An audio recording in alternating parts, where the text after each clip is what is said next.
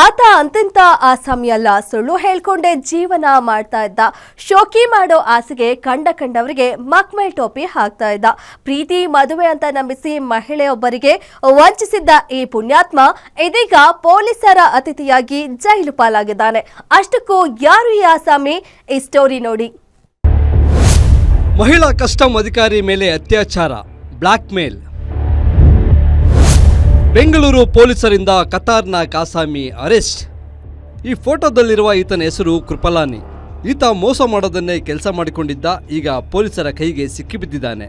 Electronic business ನೆಪದಲ್ಲಿ ಸುಮಾರು 9 ವರ್ಷಗಳ ಹಿಂದೆ ಮಹಿಳಾ ಕಸ್ಟಮ್ಸ್ ಅಧಿಕಾರಿಯೊಬ್ಬರ ಪರಿಚಯ ಮಾಡಿಕೊಂಡಿದ್ದ ಈತ ಪ್ರೀತಿಯ ನಾಟಕವಾಡಿ ಮದುವೆಯ ಆಮಿಷ ಒಡ್ಡಿ ನಿಕಟ ಸಂಬಂಧ ಬೆಳೆಸಿದ್ದ. ಇದೇ ಅವಕಾಶ ಬಳಸಿಕೊಂಡು ಇಲಾಖೆಯ ಕೆಲಸದ ಸೂಕ್ಷ್ಮಗಳನ್ನು ತಿಳಿದುಕೊಂಡಿದ್ದ ಕಿಲಾಡಿ ನಂತರ ಅದನ್ನೇ ಬ್ಲಾಕ್ ಮೇಲ್ ಅಸ್ತ್ರವನ್ನಾಗಿ ಬಳಸಿಕೊಂಡಿದ್ದಾನೆ.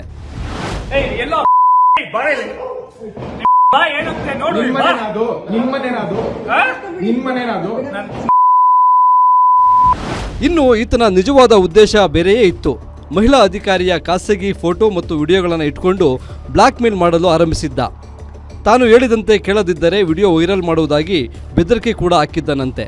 ಅಷ್ಟೇ ಅಲ್ಲದೆ ಆಕೆಯನ್ನು ಬಳಸಿಕೊಂಡು ತನ್ನ ವ್ಯವಹಾರಕ್ಕೆ ಅಡ್ಡಿಯಾಗಿದ್ದ ಇತರ ಅಧಿಕಾರಿಗಳ ಮೇಲೆ ಸುಳ್ಳು ಕೇಸ್ ದಾಖಲಿಸಿ ಹಣ ಸುಲಿಗೆ ಮಾಡುತ್ತಿದ್ದ ಎಂಬ ಗಂಭೀರ ಆರೋಪಗಳು ಕೇಳಿಬರ್ತಿವೆ. ಇನ್ನು ಸಂತ್ರಸ್ತೆ ಮಹಿಳಾ ಅಧಿಕಾರಿ ಯಲಹಂಕ ಪೊಲೀಸ್ ಠಾಣೆಯಲ್ಲಿ ಅತ್ಯಾಚಾರ ಪ್ರಕರಣ ದಾಖಲಿಸಿದರು.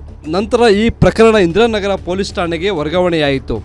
ಹಿರಿಯ ಅಧಿಕಾರಿಗಳ ನಿರ್ದೇಶನದ ಮೇರೆಗೆ ಪುಲಿಕೇಶಿನಗರ ಎಸಿಪಿ ಮತ್ತು ಇನ್ಸ್ಪೆಕ್ಟರ್ ನೇತೃತ್ವದ ತಂಡ ತನಿಖೆ ನಡೆಸಿ ಇದೀಗ ಆರೋಪಿಯನ್ನ ಬಂಧಿಸುವಲ್ಲಿ ಯಶಸ್ವಿಯಾಗಿದ್ದಾರೆ.